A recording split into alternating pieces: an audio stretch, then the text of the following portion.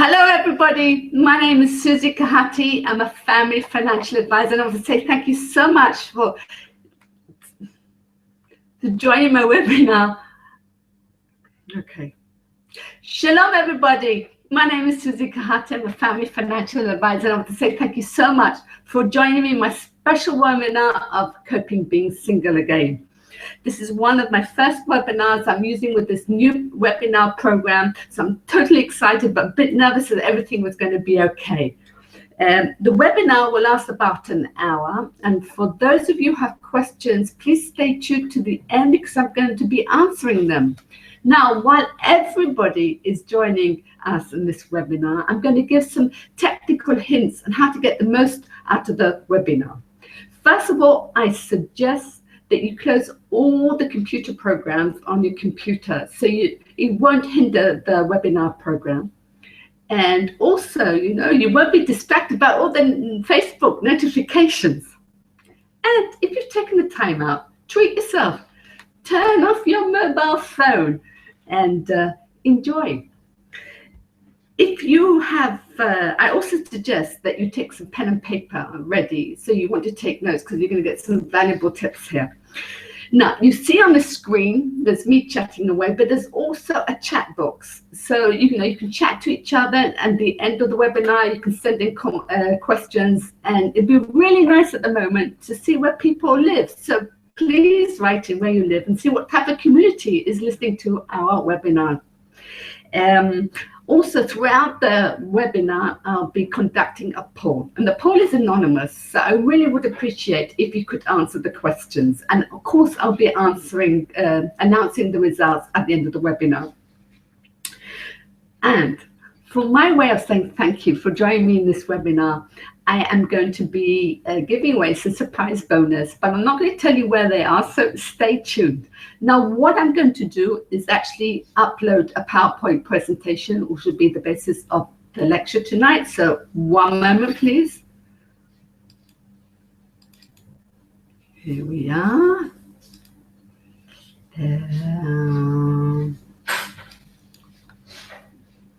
Okay.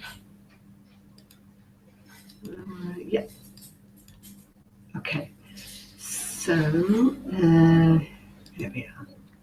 Okay. So this is the webinar, Coping Being Single Again. And so what are we going to talk about in the lecture today? I'm going to introduce myself for those of you who don't know me and what I do as a family financial advisor. And then we're going to talk about the 3 stages of how to handle your finances when undergoing a life change. Handling finances correctly when there is a life change is imperative for your future so that you can be financially stable. However, not handling your finances properly means that you'll be financially stressed and in some cases destitute. I guarantee you that you followed these steps carefully. I did when I divorced. You'll be financially stable and be able to enjoy your new life. Doesn't that feel good? So here is a testimonial of a lovely lady who I helped plan the financial future after her husband passed away by systematically working through the 3 stages. Suzy was an anchor in the sea of financial troubles following my husband's death. Through her expert guidance, I was able to focus on getting my head above water, settle my accounts, and make financial plans for the future. This has all happened in the last year. So we know that we can actually get through a financial muddle. I actually met her a while ago, and she is really enjoying being single again. Oh, wow. We have people from Ramat Gan, Netanya, Beersheba. Wonderful. So let me introduce myself. This is me. I studied business management with distinction in the UK and came on Aliyah in 1983. Yep, that means I have been living in Israel for 32 years, and I'm so qualified for my diploma in speaking Hebrew. For the last two decades, I've been working in high-tech and venture capital companies in administration and financial positions. However, in 2007, I decided to become a family financial advisor. At the end of 2008, I opened up my business and helped numerous families achieve financial stability. Well, here we come, the first poll question. A lot of people are under the illusion. As a family financial advisor, all I do is help families become debt-free and financially stable. But that's not surprising, since 54% of the population over the end of 20 today are currently in overdraft. Unbelievable. There's no reason why anybody should be in perpetual overdraft. However, I actually deal with 4 major areas. The first being budgeting, and under this category there are 2 groups. The first group being families that work really hard but find it hard to make ends meet. And the second group are families that work really hard and finish the month in a plus. The common denominator here with these 2 groups is that they're financially negligent. So much so that in families that are doing okay, they have 100,000 shekels just sitting in the bank account, which means the money is not working for them. My job is to sit down with the family and build a budget that is suited for them, and also plan the money so they know how much they're saving for the children, how much they can spend on holiday, and how much they can spend to change the car. The next category that I want to talk about is one that I'm actually specializing in, a fluctuating income. Some of you receive an income from abroad and therefore are exposed to the fluctuating rate of exchange, but it's not as drastic as, for example, a salesperson whose salary is based on commission. And therefore, if they go away with the family for 2 weeks in the summer, they will not receive the full salary on a month of heavy expenses. So budgeting here is imperative to maintain financial stability. And then we have seasonal workers. In the summer, we have tour operators, tour guides, the wedding season, the DJs, the caterers. We also have people who work in agriculture. And what defines these workers is they work very intensively for 6 months of the year. And for 6 months, they lie in their bed and say, oh, what am I going to do today? Budgeting here to make sure that the money lasts the whole year round is vital for financial stability. And then we have the last group, which is very close to my heart, since I'm one of them. People with small businesses, and it is very difficult to forecast how much I will earn and they will earn next month or the following month or 6 months down the lane. Therefore, learning how to prioritize expenses is important to achieve and maintain financial stability. The next area is a financial dilemma. I'd like to bring a case study here. I've just finished working with a young mother who was recently divorced and has 2 small children. She found a home that she wanted to buy. The meeting was actually twofold. First of all, she wanted to know whether she was managing her expenses properly, which she wasn't. So we made her money more efficient by streamlining a couple of budget clauses. Then we had to decide on the mortgage amount. And the time span we decided upon, even though she wanted 20 years, I recommended 25 years to avoid any financial stress. Now, the best thing about mortgages is that you can always refinance them. This is just one of the advantages of working with a family financial advisor. The last category is when there's a change in one's financial status. When mom makes aliyah, there's an enormous change in one's financial status. However, there are other instances where there are change. For example, when one gets married, people say to me, Suzy, that's an improvement in the financial status. One goes from a single income to a double income. But is it? If there is no financial dialogue created between the couple, then it is not surprising that 70% of divorces are due to financial stress. Let's look at other instances where there is a change in one's financial status. We get married, as we mentioned, we buy a house, have a child, have another child, buy a bigger house. We are made redundant from work, which unfortunately nowadays is a common occurrence, or unable to work due to an accident or an illness. We get divorced when we retire, when our spouse or partner passes away.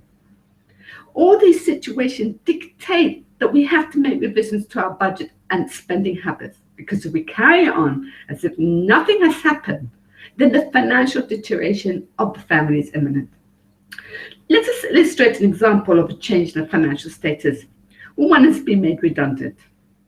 When a person has been fired, it doesn't matter for what reason. There is a psychological process that the person needs to go through. And we'll talk about this later in the webinar. And it makes it very difficult to say no to one's partner, children, family, or friends. So one wants to pretend that everything is okay when it isn't. So the role of a family financial advisor like myself is that I'm not emotionally involved in the situation, and therefore I'm able to help the family prioritize expenses and remain financially stable and not get thrown into the spiral of debt. Now, before I carry on, I want to say thank you to all who have tuned into my webinar and give away my first bonus, a webinar recording on the types of financial stress and the solution that I hosted with two Latchman. This webinar went viral, much to my amazement, and it's always in demand. Now, everybody is entitled to receive a recording, and how to retrieve this bonus, I will let you know at the end of the webinar, so please stay tuned. A lot of people ask me, how on earth did I become to be a family financial advisor? And I always like to say that the profession chose me. So I'd like to take a couple of minutes and tell you my own personal story, since it's just so relevant to tonight's lecture. First of all, I'd like to introduce you to my mother. It was really her life story that inspired me to become a family financial advisor. Now, this is her life. She was born in London in October 1934, and like all children living in London during World War II, she was evacuated, and at the age of 5, she left home and only returned to live with her real family at the age of 11. She had no psychological support in adjusting to her normal life, but she managed. She then went on to become a very successful dress designer, and I have a scrapbook at home full of newspaper cuttings where her designs were published.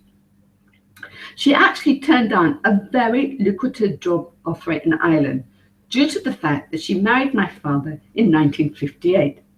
However, she carried on working until she gave birth to my elder brother and became a mother for the first time in 1959. And then she had 3 other children in 1960, 1962, and 1965. And won't tell you when I was born, otherwise I'm going to give away my age. However, when my brother was born, she became a full-time housewife and mother. The moment she gave birth, she gave up her financial independence and became financially dependent on her husband. The reason being was that it was not common in the 1950s to have a joint bank account. Instead, she received a monthly allowance to cover certain household expenses. My father not only made the major financial decisions, since like most of the men in their generation, he also made major family decisions. So with time, my mother became more and more dependent on her husband. My mother was not only an artist, but she was also an accomplished pianist. She had an open house policy, and there were always guests at our Shabbat table. She was a superb cook, and my mother was really the best. I had a childhood full of fun, laughter, and music. She was such a wonderful mother. So when my siblings and I made Aliyah in the early 1980s, she suffered terribly from the empty nest syndrome, and the marriage deteriorated. And in 1988, she divorced. It was not an amicable divorce. I have yet to encounter one. The main obstacle being was that she had no idea what my father was worth, and the divorce proceedings were prolonged because of this. I remember traveling to the UK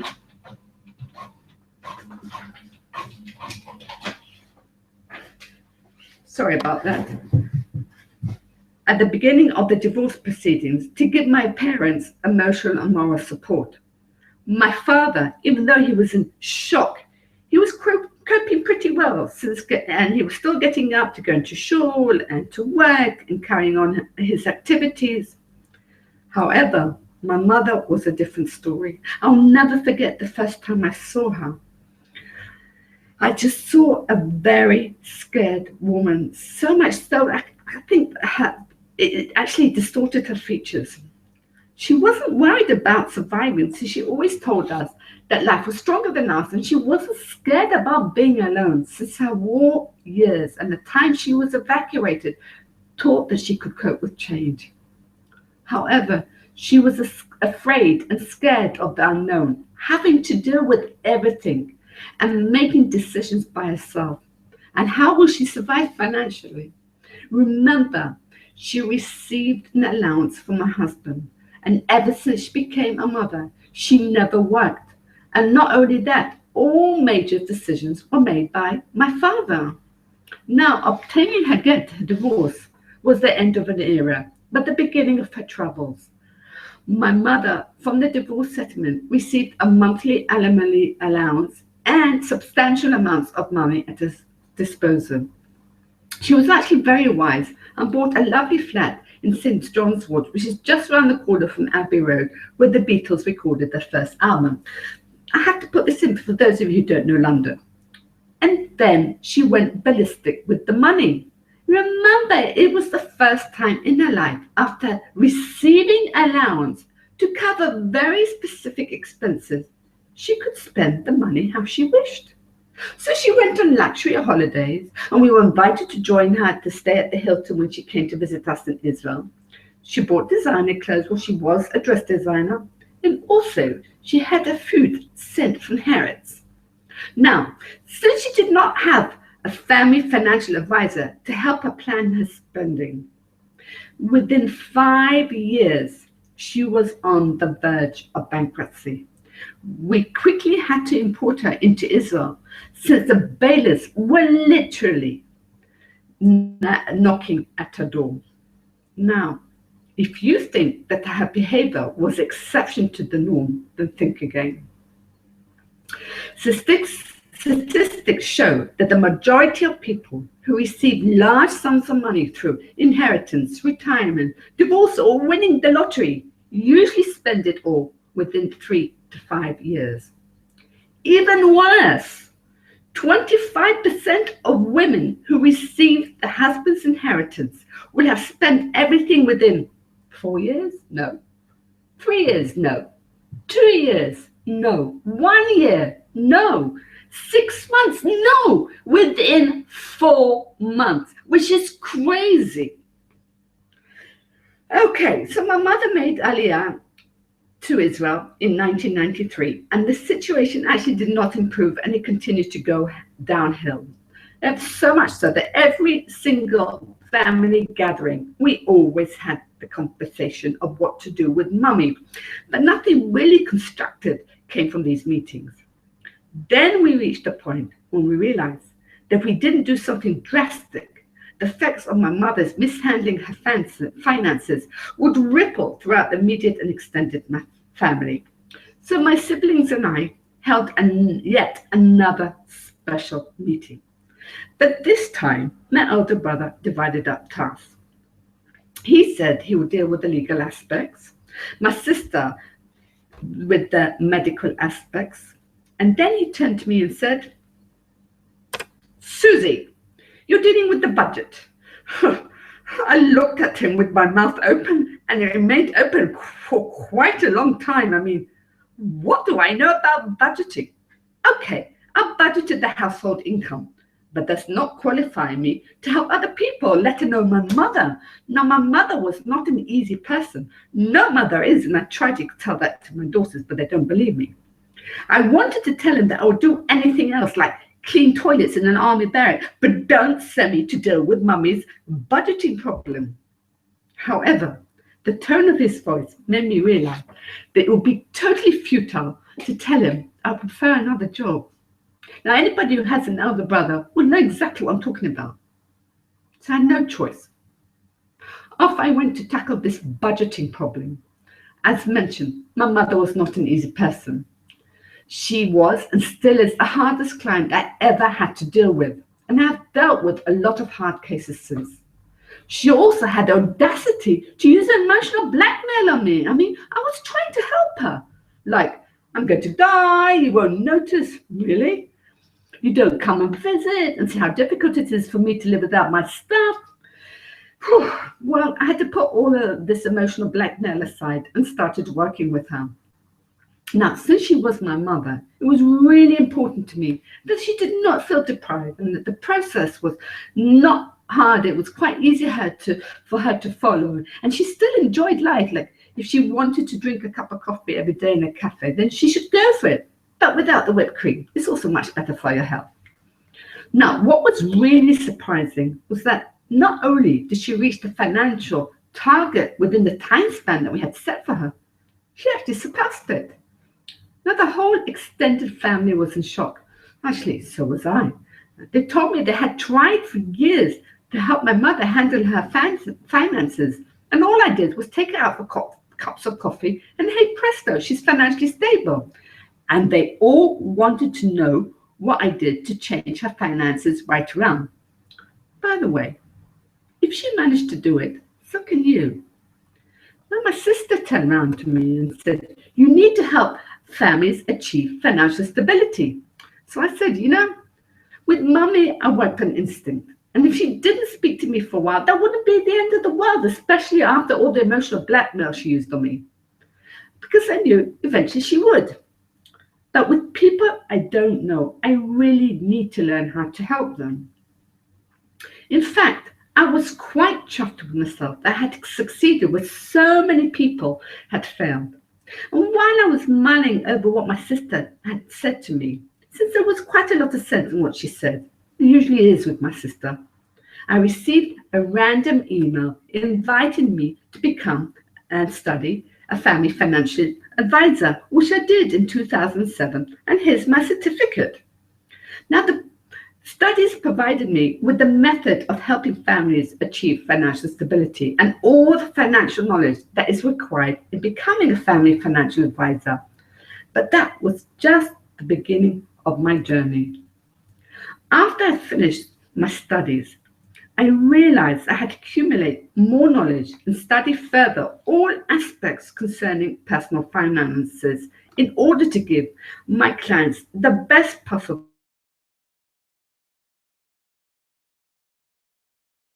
I interviewed bankers, insurance agents, investment managers, lawyers, just to name a few, on a regular basis in order to be updated on what is going on in the market.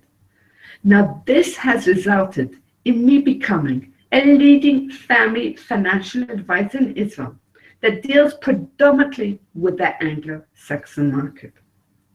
So this is my story of how I became a family financial advisor. So before I continue how to deal with the finances when there is a change, I'd like to sidetrack a bit and take a look at some more statistics of our lives in Israel. I will explain later why I have included them in the lecture. So here we go. In 2011, for every 100 girls that were born, there were 105 boys born.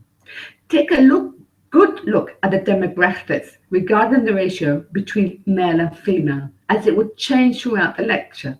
In fact, one of the reasons why I like giving this lecture is that every time I have to give it, I have to do my research again, since life is so dynamic and statistics change all the time. Let's go on to education.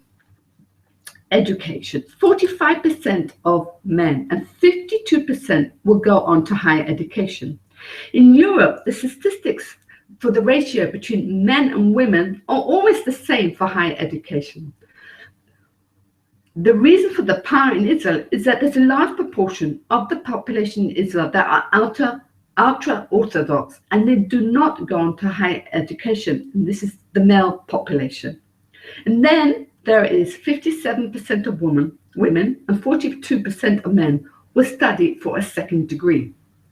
The reason being that is that women are so much clever and so much better at multitasking. Quite simple. And then we have marriage. There's a difference between the average age if you're religious or secular, since in Israel there are two religions, Judaism and Muslims, that a certain segment like to marry off their children early. And here are the average ages. In fact, you see that in Europe, the average age is higher. And if we compare Israel with Germany, Israel's average age in tying the knot is actually 5 years lower. Let's go on to relationships. Oh, here we are. Yes. If you are educated and live around the center of Israel, geography is a major factor here. you're more likely to cohabitate between the ages of 25 and 29. Again, our statistics for cohabitation are lower than in Europe. Also, the more educated you are, the more likely you are to tie the knot later. Now, if we look back at the 1950s, we saw doctors marrying nurses, bosses marrying their secretaries. However, in the 21st century, we see people are more likely to marry their intellectual equals. A good example is Prince William, who married Kate, and she will be the first queen with a degree in England. Here we have a second poll question. Let's go on to divorce. Since 1968, the amount of divorces have doubled from 1 in 3 couples to 2 in 3 couples. We seem to get married quickly and divorce quickly, especially the Muslims. And the average time span for marriage is actually 12 years. Now let's look at employment. So let's look at men first. Again, I took a report from 2011. There were currently 1.927 million men between the ages of 18 to 64. 18 is the age that they leave school and therefore are eligible to work. And this is the breakdown. 77% are working, 9% are working part-time, 8% are unemployed, and 6% don't even bother to look for a job. Now, let's look at the statistics for women. There were in 2011 1.992 million women between the ages of 18 and 64 that are eligible to work. Note that the demographics have changed between the ratio of men and women. There are currently more women in the workforce than men. And the breakdown goes as follows. 60% are working full-time, 29% are working part-time, 8% are unemployed, and 3% don't bother to look for work. Now what I'd like to do is actually compare the two statistics to one another. There is an enormous difference between men that work part-time and women. And this is the fact that almost a third of women are working part-time. And this is actually detected by Mother Nature, since women are more likely to work part-time in order to care for the children. The rest of the statistics are quite similar. So let us compare the average salary, or how much women earn in comparison to their male counterparts. There is enormous power between men and women, the average salary, but this is due to the fact that nearly a third of women are working part-time. And actually, that doesn't bother me, that the difference in the average salary. But something else does. We know that in 1990s, women received 30% less in salary than their male colleagues for doing exactly the same job. We had improved in 2009, and the power is only 15%. However, us women are totally blamed for this imbalance because we're just terrible about negotiating. Jennifer Lawrence, in a recent interview, realized she was paying much less than her male counterparts in the film American Hustler. Remember, she is Hollywood's highest paid actress at the moment, and she claimed that she was totally bad and negotiated because she didn't want to be labeled as the diva or the bitch or making problems, and therefore she finished the negotiations as quickly as possible. Now, tests have found that women, when applying for a job, are not so assertive about the conditions and salary as men. Our job as women is to rectify this situation to ensure our daughters will receive exactly the same salary as their sons for doing exactly the same job. Well, that's my little speech for the day. Let's carry on. Unemployment. The statistics were that 1 in 400 men will find employment over the age of 50 and 1 in 600. We're not quite sure whether these statistics are correct, since we know that women are more likely to take lower paying jobs without a salary slip and any social conditions because they don't have inflated egos. Now, if you think these statistics are bad for unemployment, in the UK, the age starts at 45 plus. So we're not bad. Okay, we're now on pension, and what does the demographics look like? I found this graph, and I just had to include it in this lecture. It talks about the demographics between men and women in Israel, Europe, and Italy. Now, as far as I remember from my geography lessons, Italy is totally part of Europe. However, we can see that it's a substantial difference between the ratio of men and women in Italy than the rest of Europe. The reason being, according to the report, was that men have a tendency to die of unnatural causes, and they also think they can drive better than women. So not true. But in Israel, we can see that there are more women per capita than men over the age of 65. And I think that is due to the fact that women actually take much better care of themselves. So this is the family status in Israel for the over 65. We see that the majority of men are married, and there's almost a tie between married and widowed women. In fact, the average age for a woman to be widowed in the US, this actually blew me. It's 56.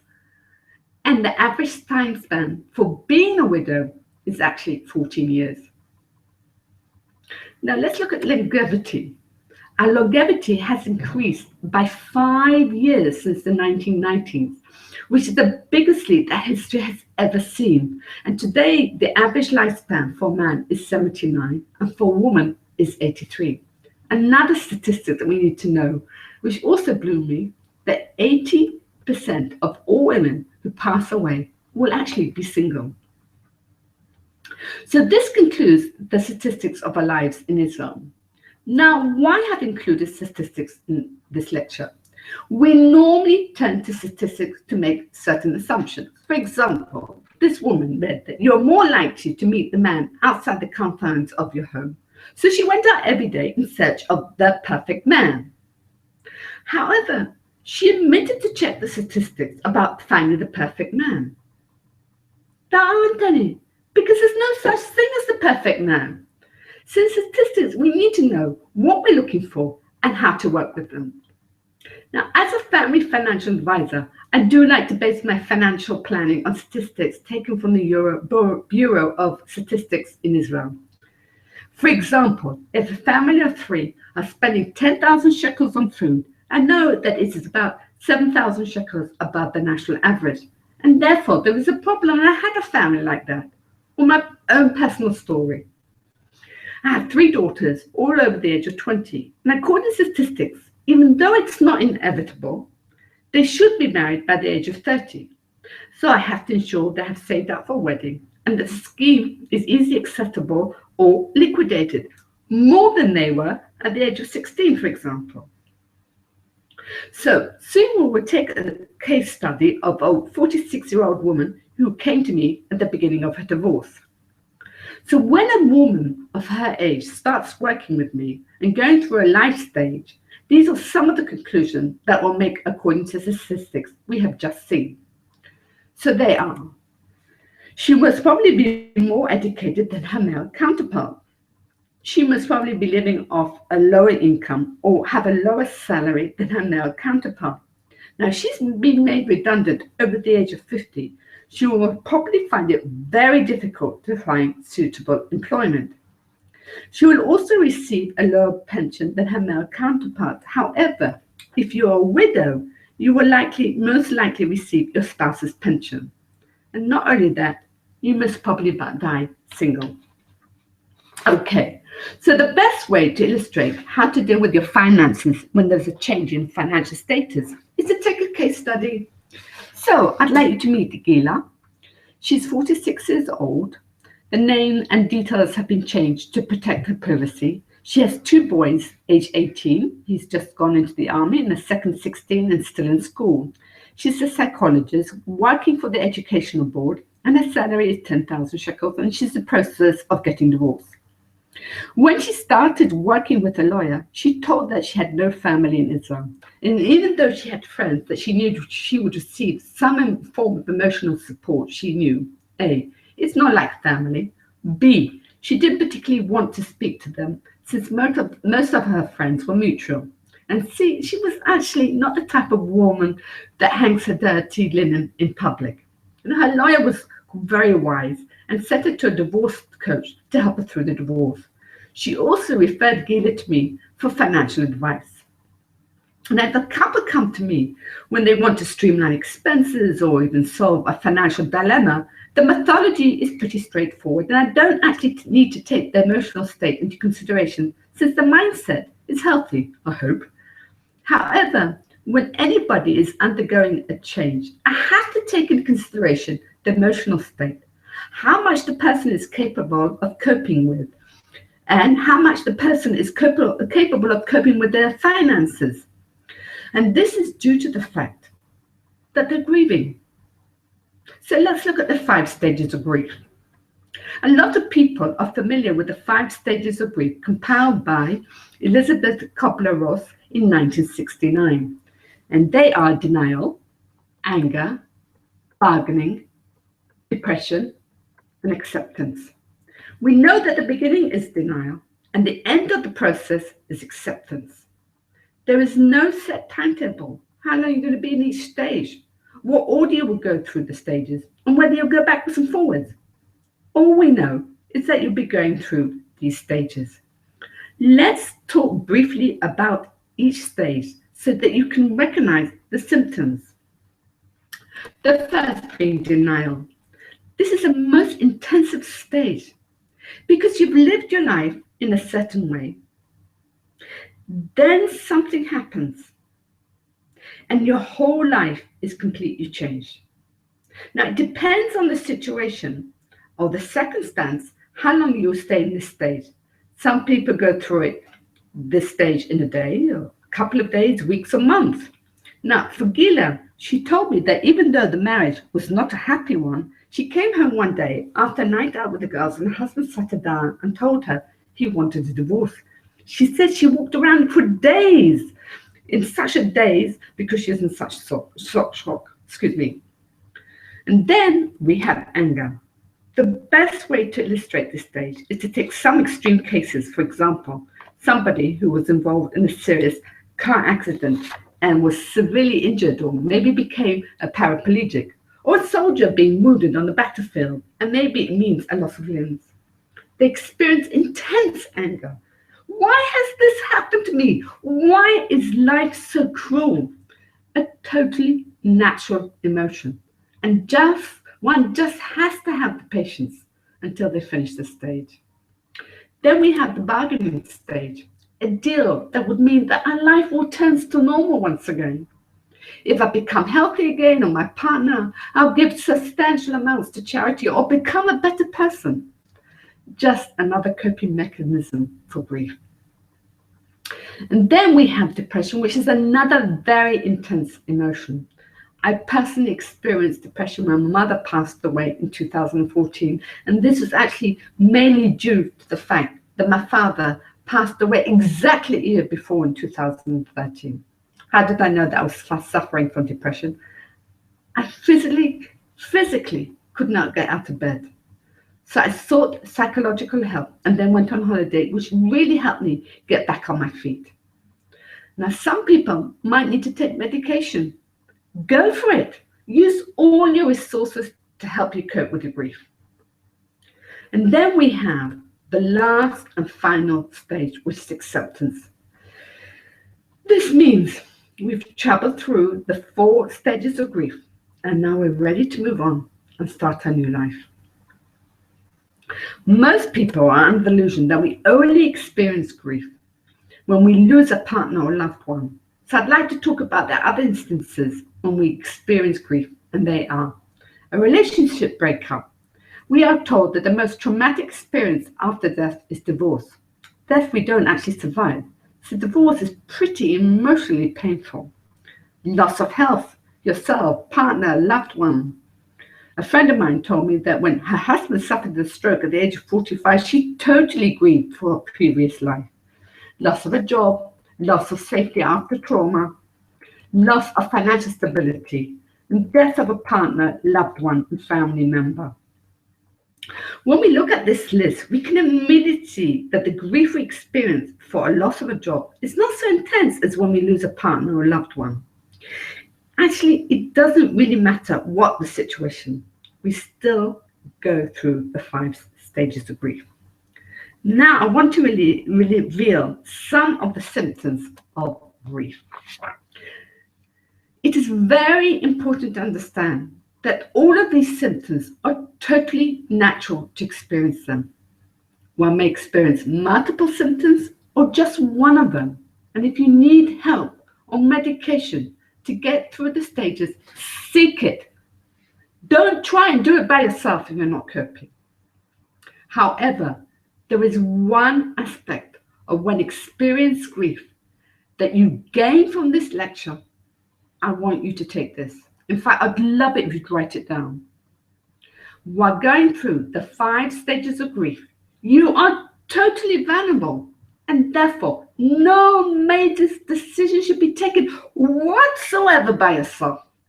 And the reason is entirely biological. When one is grieving or going through stress, our cortisol level, the stress hormone, is spiked and raised, and our adrenaline starts working overtime, and this results in our thinking becoming cloudy. We cannot see straight and therefore are inept in making rational decisions. Remember, you might be vulnerable. You might find it difficult in making decisions, but it's also totally natural. Don't be afraid or scared about it. So let's look at the first stage of handling our finances.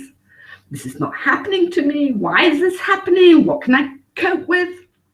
No decision should be made at this stage, but you have to assess the present.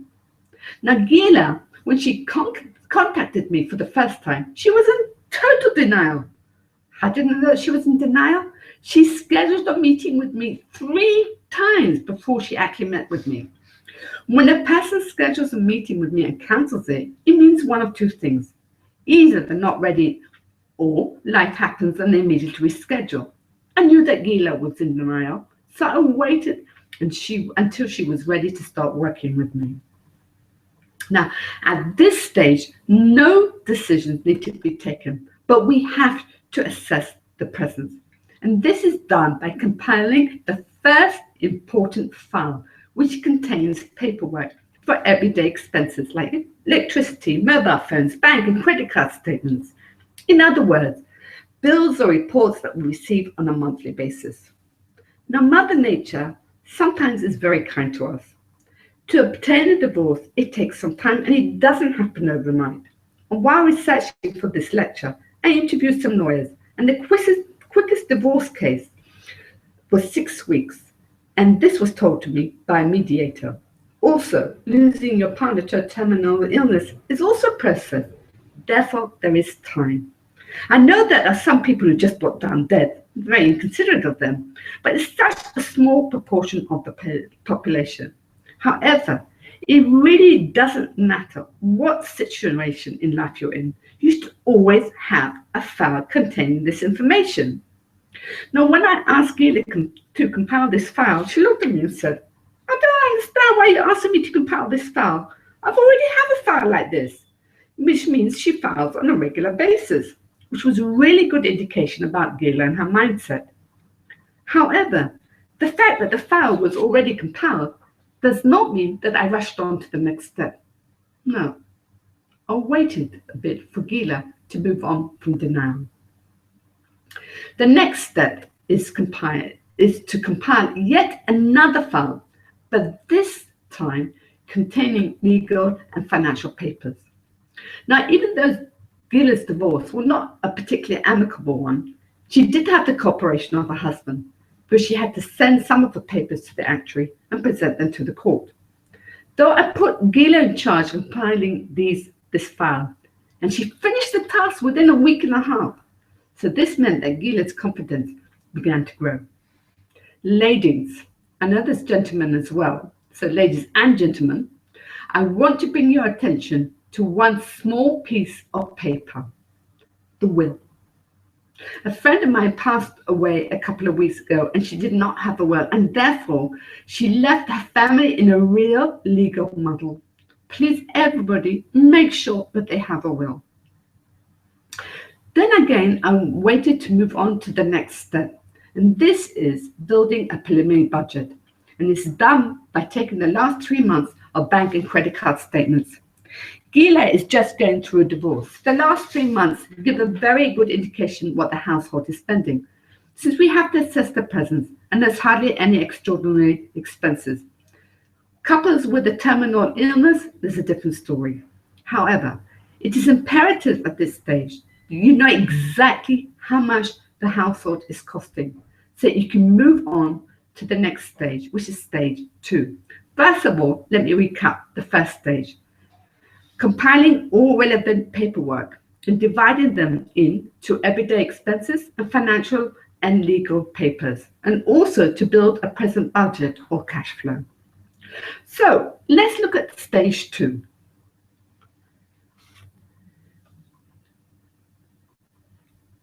When I started working with Gila, she was totally in the anger stage, saying I gave up everything for this man, left my family and friends and my wonderful job in the UK, and now he's divorcing me.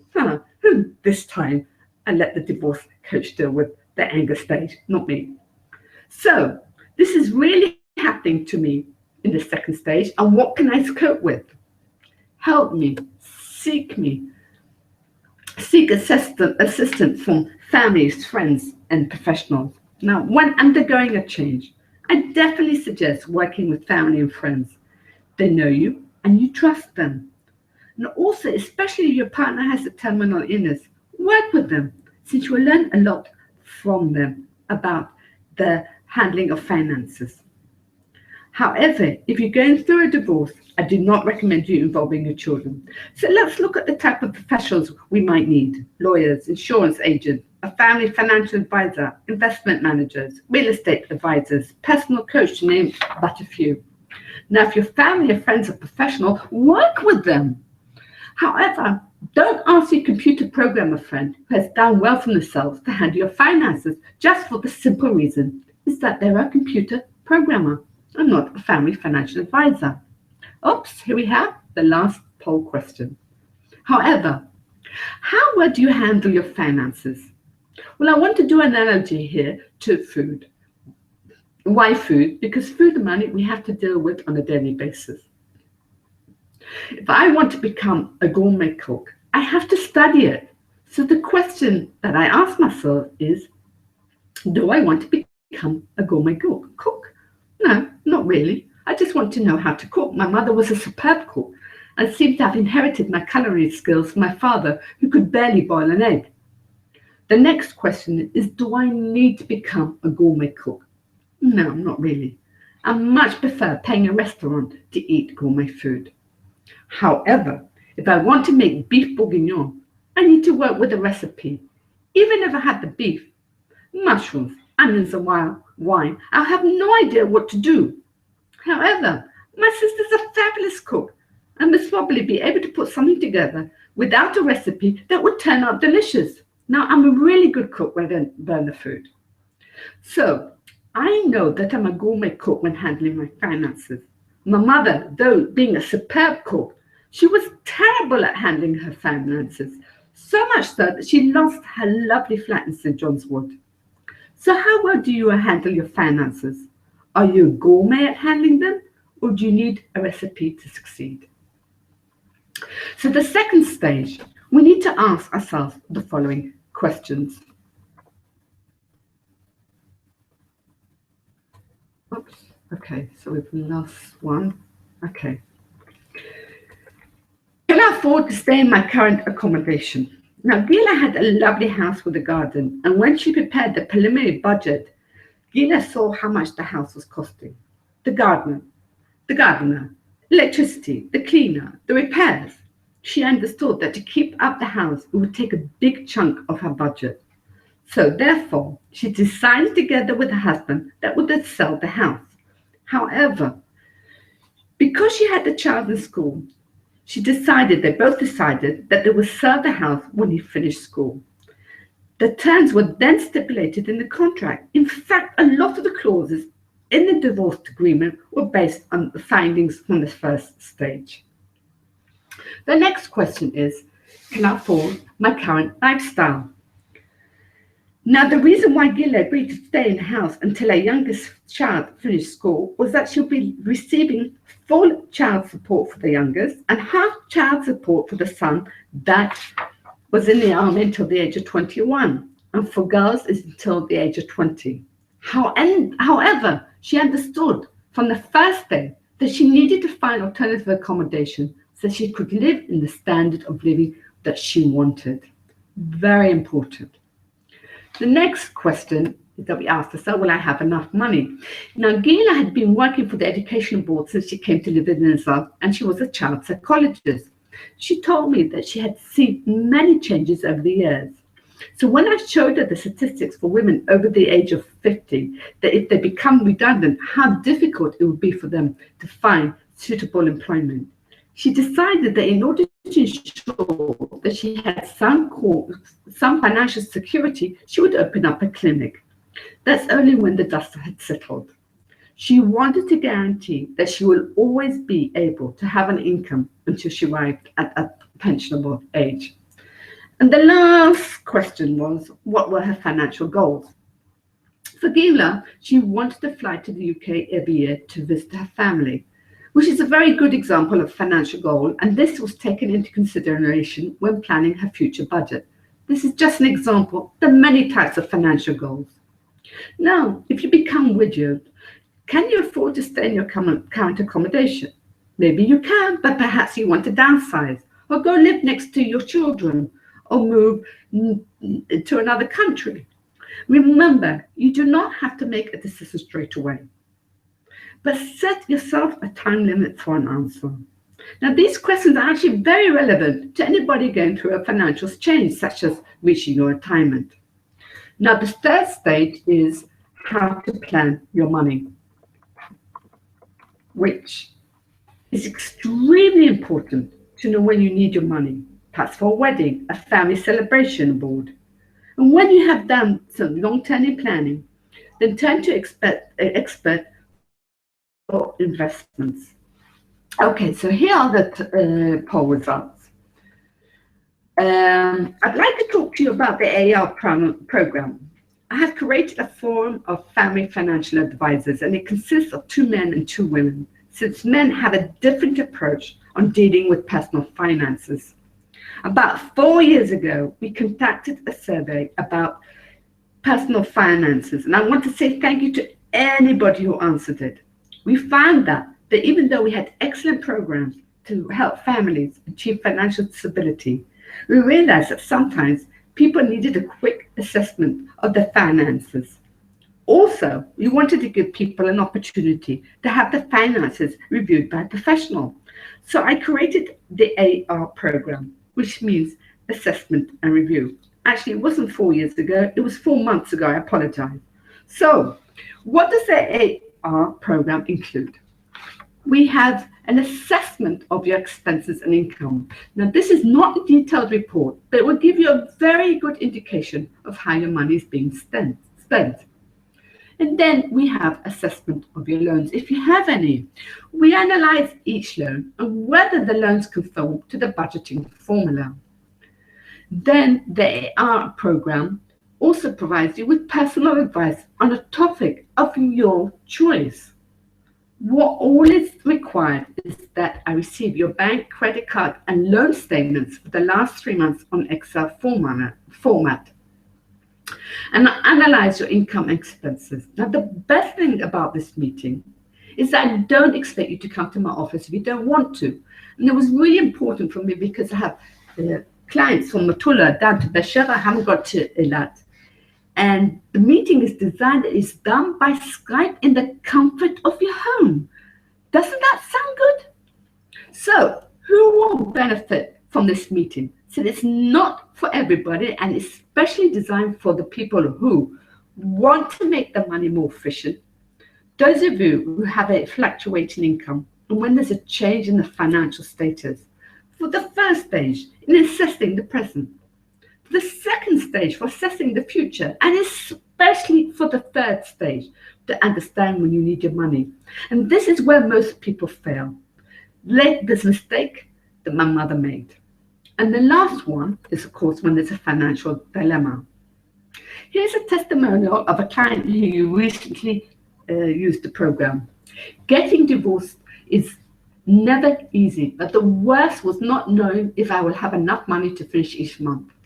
With Suzy's help, I am now able to understand and plan my monthly budget so as I can make important decisions for myself and my family. I can now plan my future and move forward. Thank you. A meeting today costs 649 shekels, and I like to consider all my clients as VIP clients. What do I mean by that? Everybody receives my personal phone number and email, and I guarantee you that you receive a personal answer from me, even though I have people working with me and for me, especially Henry tonight. Thank you. Not only that, you will belong to my growing group of financially stable families. Doesn't that feel good? Now, for those of you who tuned into this webinar, you will receive an extra 20% discount, which means the amount to invest for this meeting is only 519 shekels. This offer is for people who wish to take advantage of the AR program and be financially stable.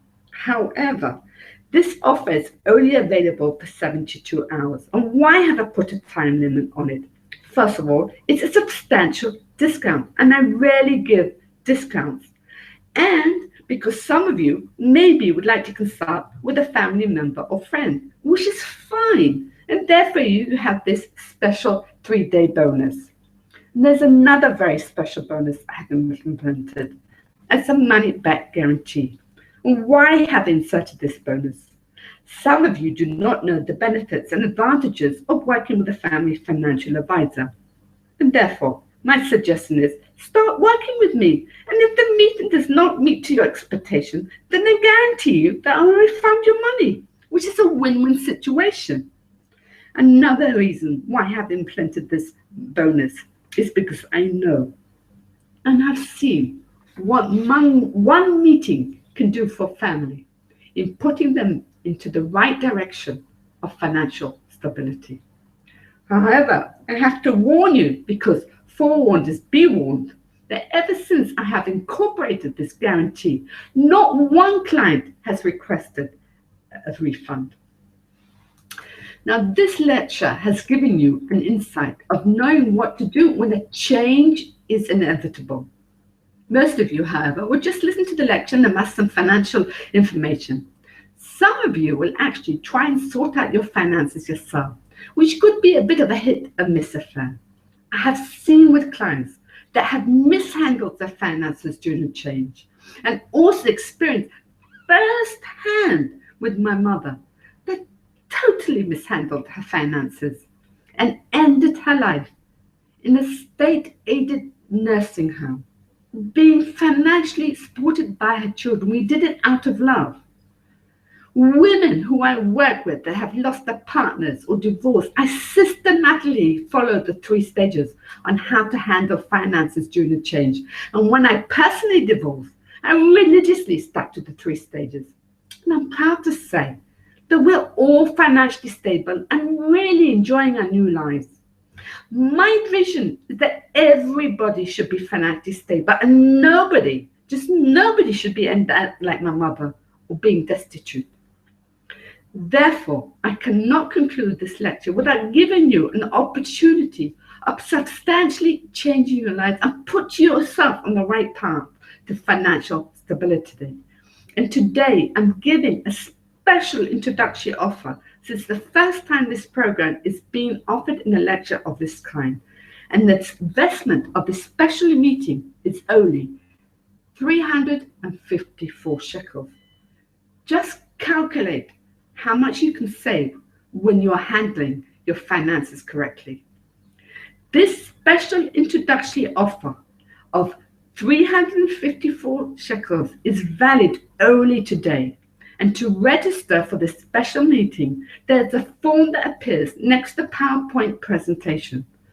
All you have to do is click on the button, sign up for the special art program, and enter your details. I also want to give a special bonus that will benefit people who see an opportunity and sign up today. So I'm giving away a recording of my webinar on how to take control over your money that explains the first steps on how to get organized and to budget in order to take control over your finances. I have also sent you an email with the link to sign up for this special offer, but with more information regarding the ARR meeting and with contact details if you have more questions. Last but not least, instructions on how to retrieve the special bonus that was given at the beginning of the webinar on financial stress. Ladies, I want to say thank you so much for joining me on this special webinar, and I want to say thank you for your time. And now I will be answering your questions, so please send it by the chat. Okay, I have a very special question that somebody sent me before the webinar, and I told her and I promised her I will give the answer now. And that is,